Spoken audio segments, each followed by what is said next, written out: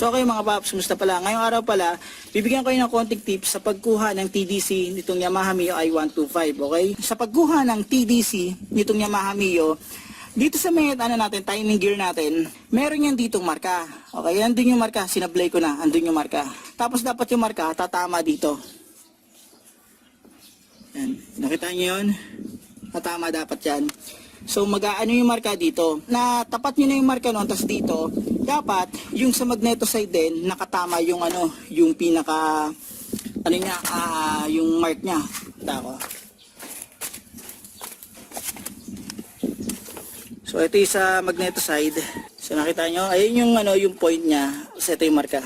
Medyo malabo lang, pasensya niya. Okay? So iisipin nyo ngayon, nakatama na yung marka sa magneto, pero hindi pa rin tumatama dito sa timing gear. So ang gagawin nyo ganito, bukod sa pag-check, kasi pag naka-timing na yan, nakarelax na yung rocker arm natin eh. Isa sa gagawin yung diskarte, iikutin nyo siya ng 360 degrees, isang beses lang, para yung mark dito sa timing gear, pupunta yan dito. Okay?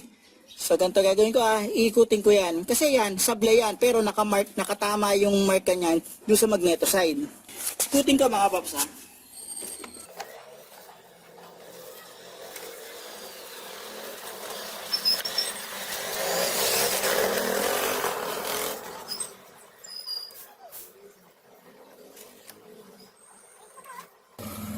Makapakita ko ba? Kung mapapansin nyo, ayan nakita niyan. Etong isang to, yung pinakamarka na yan, nakatapat na yan dito.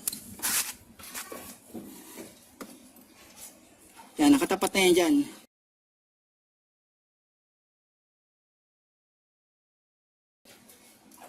Yung nakapoint na yan. Yan.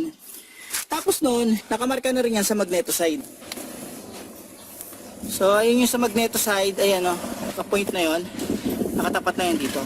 So okay mga paps, ayan, nakita nyo, tapat na to, dito, tapat na rin sa magneto side, tas relax na to. Ibig sabihin niya, naka-top dead center na tayo. So may pagkakataon na, bakit ganun? Tinapat ko na yung sa magneto side, tapos nun, eto, hindi ko ma-align. Ang gagawin yung diskarte ron mga paps, iikutin nyo lang ng 360 degrees sa magneto side para makuha natin yung totoong TDC. Dapat, pag kukunin natin yung TDC niyan, nasa compression stroke. May pagkakataon kasi mga paps na, eto, tama na to, sa magneto side, sablay. So, maobserbahan niya, matigas yan. Ibig sabihin, wala pa tayo sa compression stroke. May pagkakataon naman na, tama yung sa magneto side, tas eto, hindi tama yung timing niya dito. Ang gagawin nyo lang doon mga paps, iikutin nyo lang yung 360 degrees sa magneto side para mapunta tayo sa compression stroke at makuha natin yung totoong TDC. So tatandaan nyo, marka dito, marka sa magneto side, tapos dapat relax ang rocker arm. So paano mga paps, maraming salamat sa inyo.